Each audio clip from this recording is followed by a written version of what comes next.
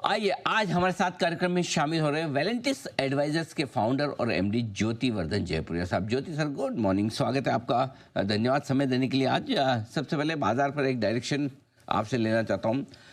अचानक से geopolitical tension काफ़ी बढ़ती हुई नज़र आ रही है। कैसे समझा जाए सर, इस कितनी रिस्क है और कैसे बाजार के डायरेक्शन को आप देख रहे हैं? यहाँ तो थोड़ी रिस्क तो है ही, क्योंकि यहाँ पे ना कच्चा तेल जो है उसका भाव बढ़ गया।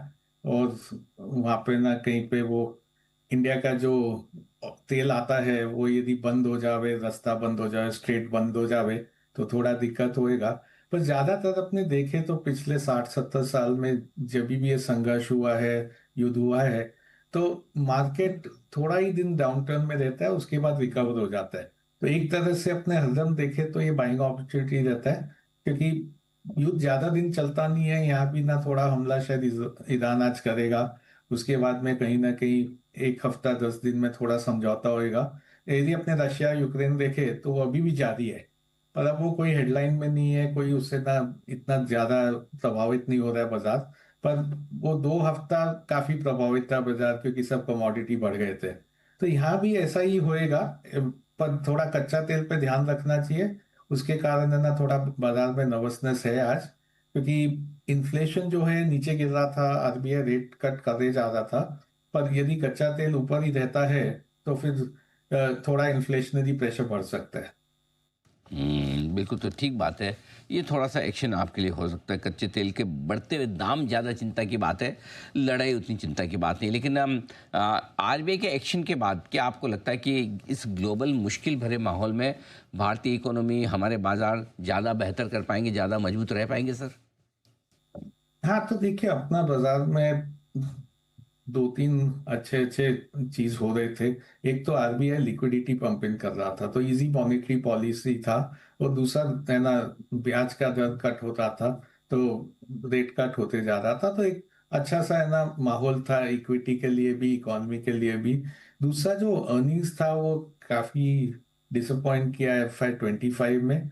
पर FY 26 में आशंका है कि वो अर्निंग्स बेहतर रहेगा। यदि मार्च क्वार्टर भी देखे तो है ना, वैसे अर्निंग नरम थे, पर जो एनालिस्ट के फोरकास्ट थे उससे है ना अर्निंग्स अच्छा ही आया है। तो एक ग्रोथ का भी अच्छा सा है कि भाई अगले साल अर्निंग थोड़ा रिबाउंड होएगा। जीडीपी ग्रोथ भारत में सबसे ज्यादा है। और है ना, ट्विन डेफिसिट देखे तो अच्छा चल रहा था। अब ये तेल के कारण थोड़ा है ना करंट अकाउंट डेफिसिट में हलचल हो सकता है। पर अभी तक तो जहाँ fiscal deficit, current account deficit, सब चीज कंट्रोल में थे। तो एक तरह से मैक्रो वाइज बहुत अच्छा है ना चल रहा था।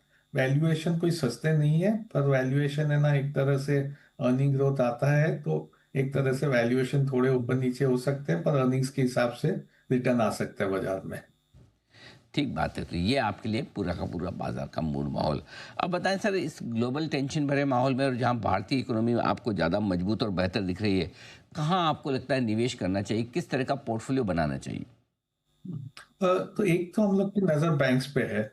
बैंक्स और फाइनेंशियल सेक्टर, वहां पे क्या वैल्यूएशन सस्ते हैं। हम लोग ज्यादातर क्या 10 साल का एवरेज वैल्यूएशन देखते हैं, और करंट वैल्यूएशन देखे तो बैंक्स ही एक सेक्टर है जहाँ पे ना 10 साल के एवरेज वैल्यूएशन के हिसाब कंपैरिजन में आज का वैल्यूएशन सस्ता है। तो वो एक सेक्टर है जहाँ पे ना वैल्यूएशन के हिसाब से करना चाहिए। दूसरा सेक्टर है सीमेंट। तो सीमेंट में 2 साल से अर्निंग्स कुछ ज्यादा बढ़ा नहीं है, शेयर प्राइस भी इतना खास किया नहीं है। एक महत्वपूर्ण चीज जो हो गया है कि कंसोलिडेशन काफी हो गया है।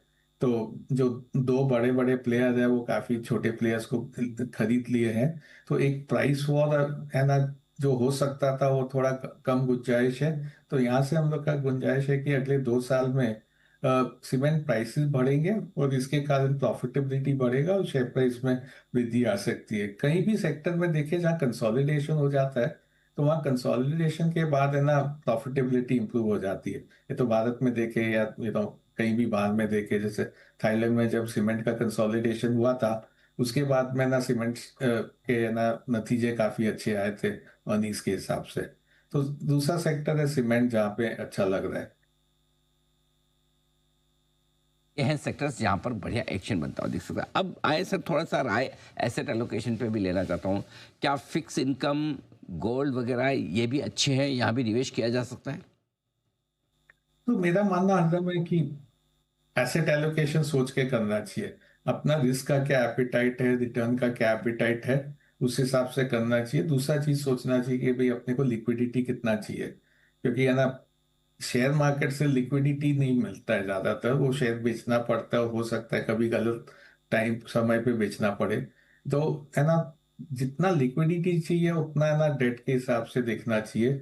गोल्ड एक अच्छा एसेट क्लास है, मैं उसको एक इंश्योरेंस की तरह सोचता हूँ। भारत में गोल्ड का क्या है, वो हेज है रुपी डेप्रिसिएशन से भी, क्योंकि है ना जो भी ग्लोबल प्राइस रहता है उस हिसाब से है ना, रुपी डेप्रिसिएशन के कारण डोमेस्टिक गोल्ड का प्राइस बढ़ जाता है। तो एक तरह से गोल्ड को सोचना चाहिए कि हेज है अगेंस्ट अनसर्टनिटी, हेज है रुपी डेप्रिसिएशन के हिसाब से। तो अपने को कितना इन्वेस्टमेंट चाहिए, कितना सेफगार्ड चाहिए, कितना इंश्योरेंस चाहिए, उस हिसाब से गोल्ड और है ना डेट का अपना प्रोपोर्शन रखना चाहिए और बाकी इक्विटी में डालना चाहिए।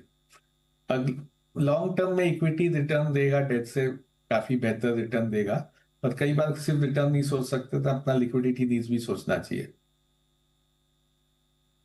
ये कि आपका अलोकेशन प्रॉपर होना चाहिए, और अगर अलोकेशन प्रॉपर है तो फिर चिंता की बात है नहीं। अब आखिरी सवाल सर आपसे जो लेना चाहता हूँ उन नतीजों को लेकर। ये रिजल्ट सीजन ठीक ठाक रहा, शायद उम्मीद बेहतर थी, लेकिन क्या ये उम्मीद की जाए कि अगले 1 से 2 तिमाहियों में कंपनियों की कमाई बेहतर हो सकती है, या रिस्क अभी भी है? हाँ, तो बेहतर होनी चाहिए अगले 2-4 क्वार्टर में, क्योंकि 2-3 कारण है। एक तो पिछले साल अपने देखे तो फर्स्ट हाफ मतलब अप्रैल से लेके सितंबर में गवर्नमेंट खर्चा नहीं किया जा रहा, क्योंकि इलेक्शन चल रहा था तो खर्चा हुआ ही नहीं। उनका जो कैपिटल एक्सपेंडिचर है वो बजट तो है ना काफी खर्चा नहीं हुआ। तो इस साल वो खर्चा है ना ज्यादा स्पेस आउट रहेगा, तो इसके कारण ईयर ऑन ईयर अच्छा दिखेगा। दूसरा है, आरबीआई ने जो लिक्विडिटी डाला है सिस्टम में, ब्याज भी घटे हैं पर उससे बेहतर लिक्विडिटी बहुत ज्यादा डाला है, तो उसके भी है ना डिमांड पे असर आएगा। तो उसका है ना नतीजे में दिखने लगेगा अगले 1-2 क्वार्टर में। और तीसरा है ना, बेस काफी कम हो गया एक तरह से। अपने पिछले साल का फर्स्ट हाफ भी देखे तो 3% अर्निंग ग्रोथ था।